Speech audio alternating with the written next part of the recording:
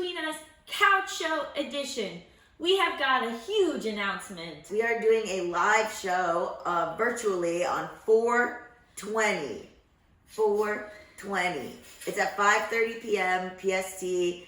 It'll be live at the link. We'll put it in the description. It's an Eventbrite link. Tickets are $13. We're going to be high. It will be the least filtered show of any show we've ever done. I'm very worried about what I may or may not say on camera. I get a little loose. You do get loose, yeah. And if you can't watch live, with your ticket, you will be able to watch for 7 days afterwards. And we are not putting this on the feed. So this week's topic, I'm very excited about, mostly because I just have a bunch of questions, which is about you've been having some one-night stands. Okay, this is funny because I've always done that. Yeah, but I think there's something about it being through apps. I remember years ago, I was like, when I came out in 2021, I was like, oh, okay, I'm like, non-binary, but I'm never gonna be on like Grindr or Scruff or any of those. That would be so wild. Yeah, because I was like, there's no room for me there or whatever. And then it turns out it's the complete opposite, and you're wading through a lot of shit for sure.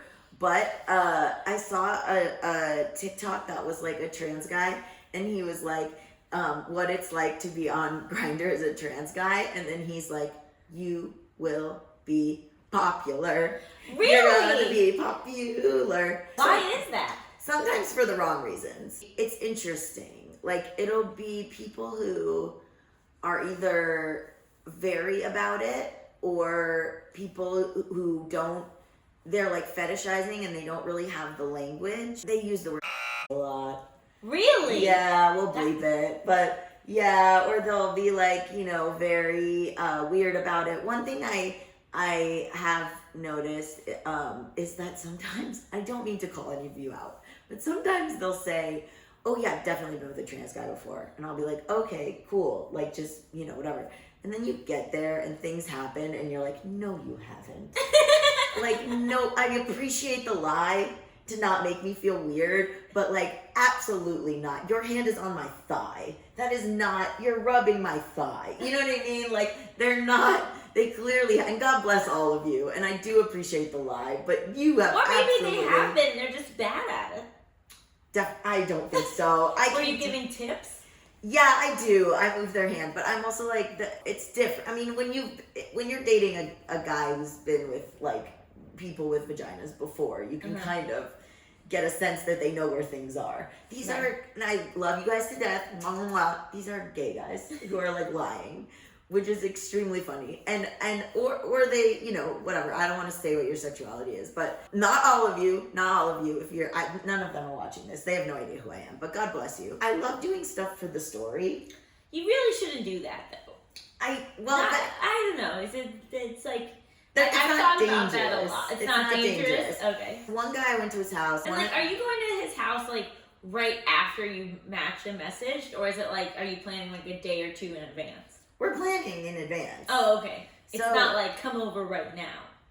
No, the closest it was like a 7-hour period of chatting, and then I went over there. Okay, so you get there, and like when you walk in, are there pleasantries?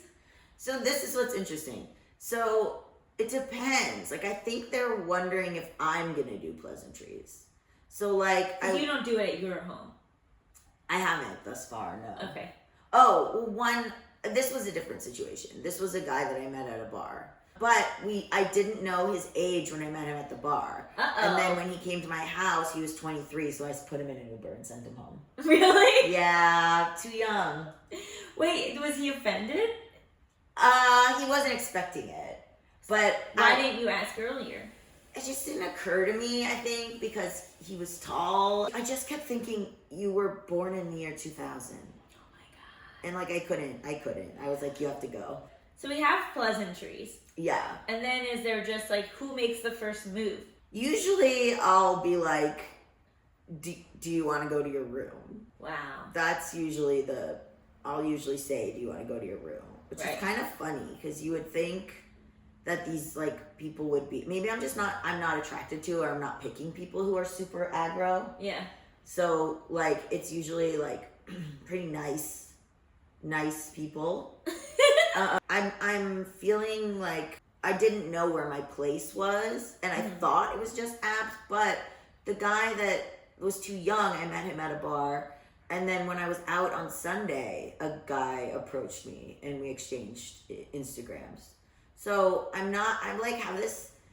had this like sad sack idea of like, oh, I'm not gonna like, have the same sort of thing, whatever things that I had when I was a woman, but like I've reached a place where my confidence is back a little bit, and I'm like, I don't know what these people are seeing, but like I'm able to sort of like chat and meet people, and it feels really good because I think I felt like I didn't know what I was, I didn't know where I stood, I didn't know if I would fit in these parts. And so I've really been trying to embrace how validating it feels to be in this community that I wanted to be part of for so long, which is like sort of the queer man community, and that there is like a place for me there, and that I can still sort of meet people, that it doesn't have to be so serious, and that I can still sort of like meet people for these like,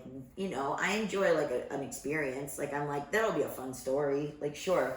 And I don't feel like the one guy hit me up again, another guy didn't. Like, and I'm just like, I don't have my feelings hurt about it. Like, I don't really care. I'm just sort of like, this is an experiment, so I don't really mind if you message me again or not. And then afterwards, is it like goodbye? Thanks. Is there pillow talk? Do you spend the night? No, my God, spend the night. That seems like a nightmare. Absolutely not. No.